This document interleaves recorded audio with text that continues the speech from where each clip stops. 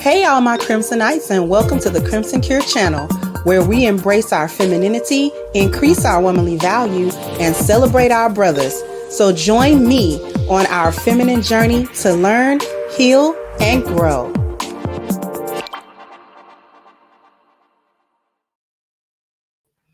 Hey there, my Crimsonites, and welcome to the Crimson Cure channel. I'm your hostess, femininity coach, and author of the Crimson Cure, and this is my perspective. So we got an interesting story right here. The video is no longer than about a minute and a half. And this woman was 30 years old, was a virgin until then, ended up with some guy, only to then become a single mom. Okay.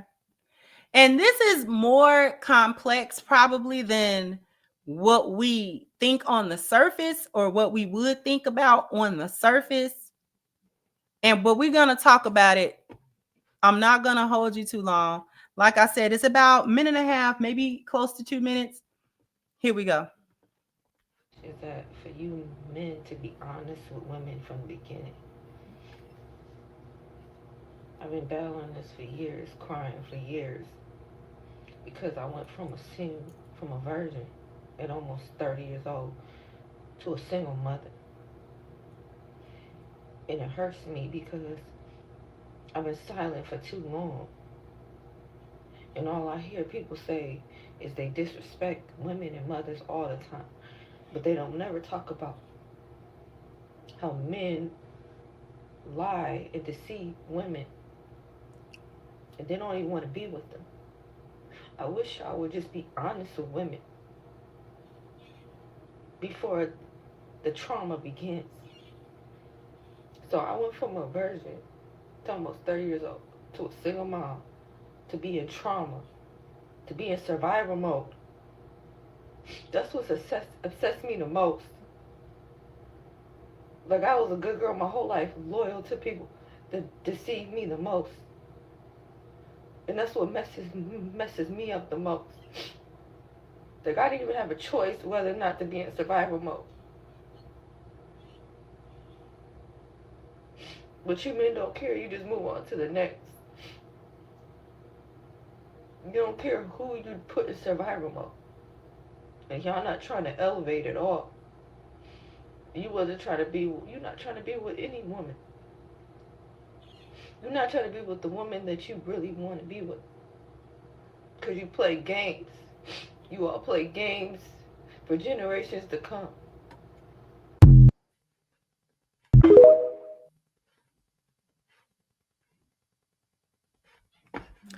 Now, this one was interesting to me because this is what I be talking about when I say a woman who is a virgin is not necessarily a lioness just because she's able to hold her sex.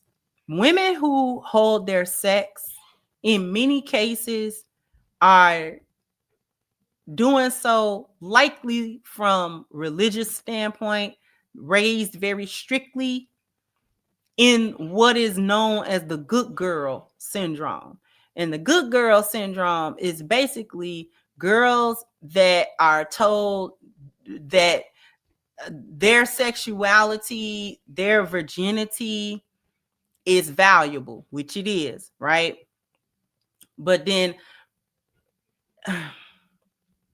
they're also told that it's the most valuable part of them as women, and that they should not give it to any man unless you're married.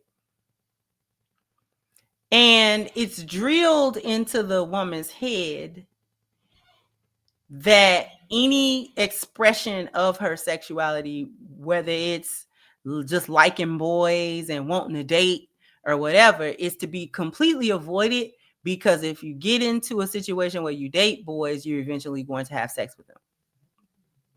So not only are the women taught to not have sex, they're taught to avoid men, just completely avoid men.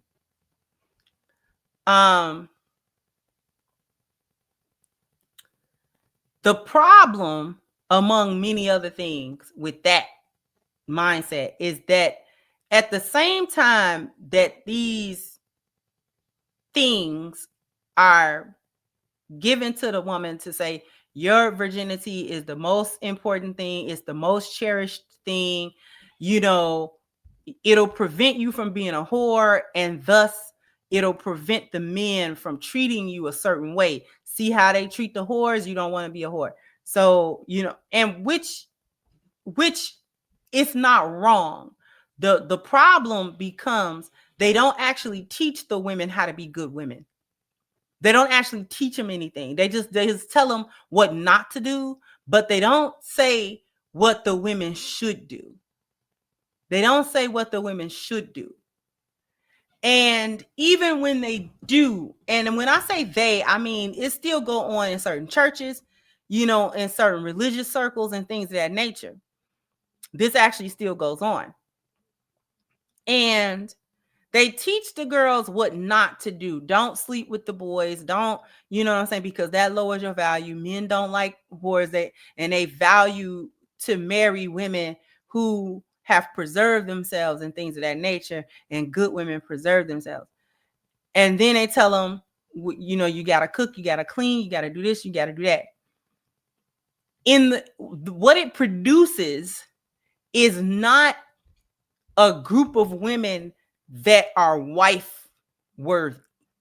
It would seem as though that would produce a crop of wives. But the problem with that is that it's only half the story. They don't give the women the other part.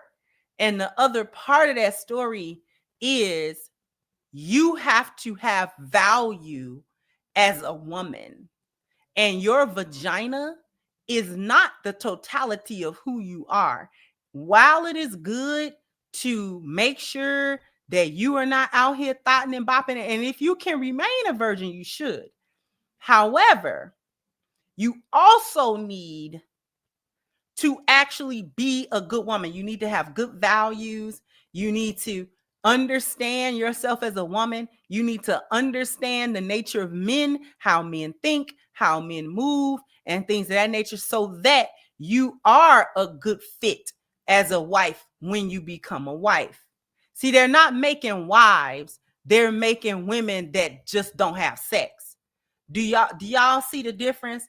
It's a difference between a wife and getting women ready for wifehood for real, and just telling them don't have sex because you don't want to be a whore. That's two different things, because what happens with it is that when you tell women this without giving them the substance underneath it, why is your virginity valuable? Why is the preservation of yourself a valuable thing? What should you be doing aside from staying away from sex? What should you be doing to prepare yourself to become a wife in real time with a real man that wants things from you?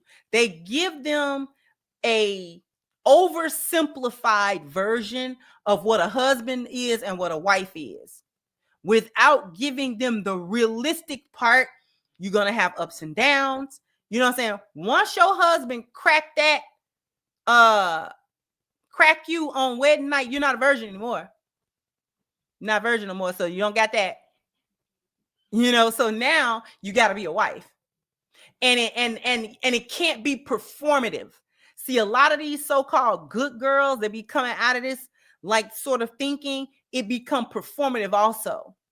I know I can cook, I can clean. You know what I'm saying? I don't have sex with anybody. I don't wear makeup. It becomes a performance rather than something that is based in their values. Okay? So they're not teaching the women to be wives because it is valuable to be a wife. They're telling the women you got to do this and do this in order to keep a man, get a man, keep a man. But that's not the whole picture. That you need the other part of that picture. You can't just have the one part of that puzzle. You need the other part of the puzzle. The other part of the puzzle is being a wife for real. talking to other women who are actual wives, who are going to give you the real thing, the real behind the curtain. This is the work that you have to put in as a wife. Okay. This is the type of support that you have to have. Cooking and cleaning and being a virgin is really the bare minimum.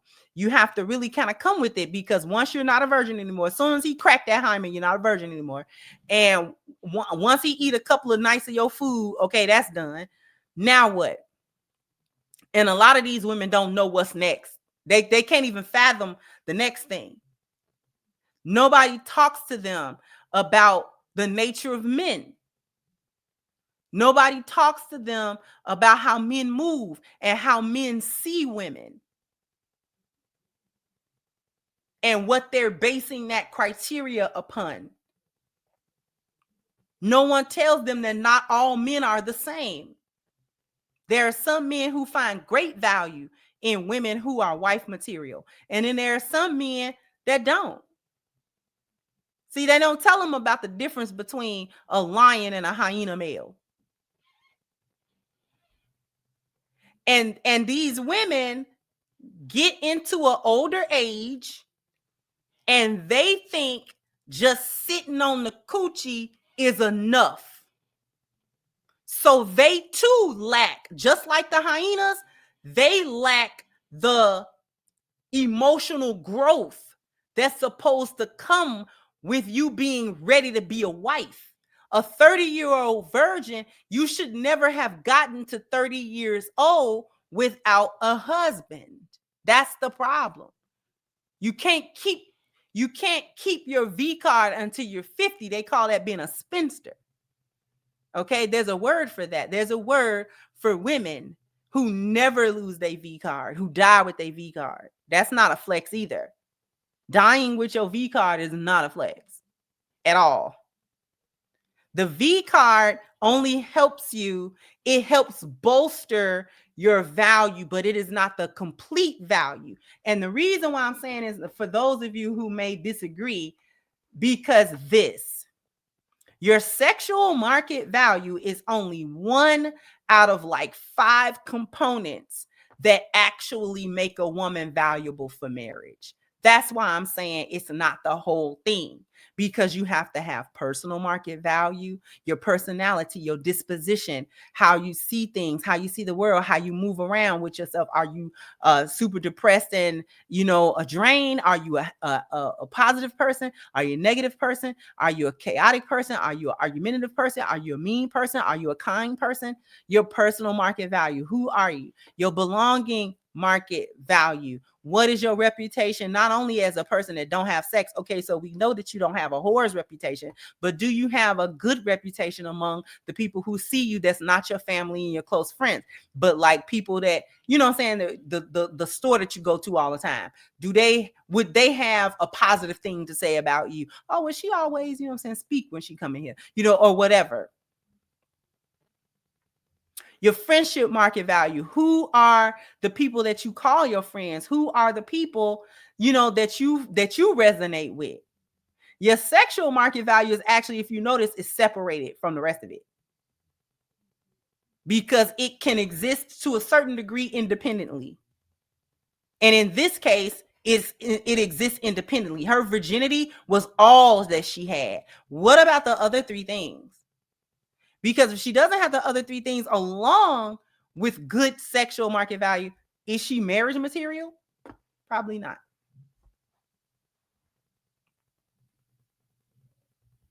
That's what I'm talking about in a nutshell. So just holding on to your V card until you're 45. How does that help? How does that help you? Then for this particular woman to wait until you're 30 and not do this after a wedding is crazy work. See, just because you got one body doesn't mean that you're in any better position than a chick that found herself as a single mother, but she was a 304 prior to that. You're not in any better position, because what was going on with you that you didn't get married before? What was happening? Who What was happening? Where were the men? Okay, so this guy that you talking to, he might have had a mouthpiece on him or something. It was something about him that struck you that didn't strike you with other men. Okay, fair enough. Fair enough. But you still did not make this, you still did not use your virginity even the way you thought you were supposed to use it, which was to be leveraged for marriage. No man has ever cracked it. And you're not about to. Unless you marry me. Is that what we're in? Are we in a situation where you would marry me? Are you trying to marry me? Did you ever try to ascertain that? Or did you allow him to spit game at you? Because that's obviously what this was. He was just trying to see, could he be the one to crack that V card? Oh, you ain't never had sex with nobody? Oh, so that thing ain't never been cracked. And you almost 30? When you gonna let somebody crack it? And whatever he was saying to her to get her comfortable, to be like, okay, all right. And then whatever it was, you know what I'm saying? It was also enough to make her keep the baby. Maybe baby deletions was probably just not in her spirit. There's some women that just, they can't. And I'm not here to bash them if she can't do it. But you still wasn't married to the guy. Whoever this guy is, he didn't marry you. He gone. And you're not a virgin no more. So now what? What value do you bring to a man as his wife? Because now you're in the very same spot as any other single mother would be, bringing another man's child to another man in hopes that he can overlook that and trust you as his wife and make you his wife.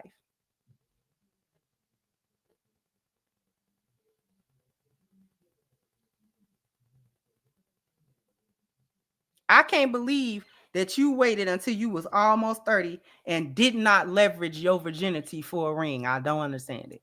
I don't understand that. I don't get it.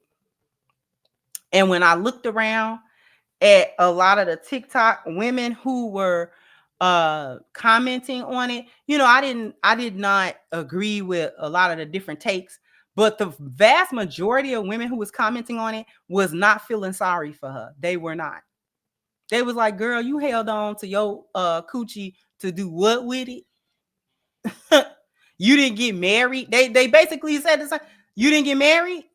You didn't make him marry you. What was the point of holding the virginity that long if marriage wasn't the standard to get it? And that was facts. What was the purpose? What's the purpose of holding on to the virginity if not to trade that, in, for lack of a better term, for a man's commitment?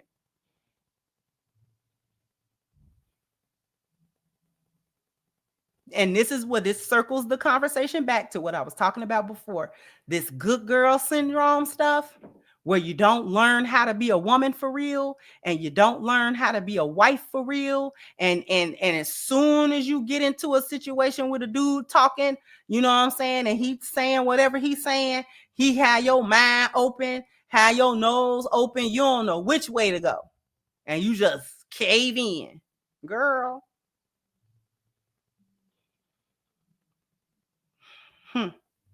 Jump down in the comment section. Let me know what you think. Like, share, subscribe to the channel if you have not. Once again, I'm your host, is the Crimson Cure, and this was my perspective. Bye-bye, Crimsonites.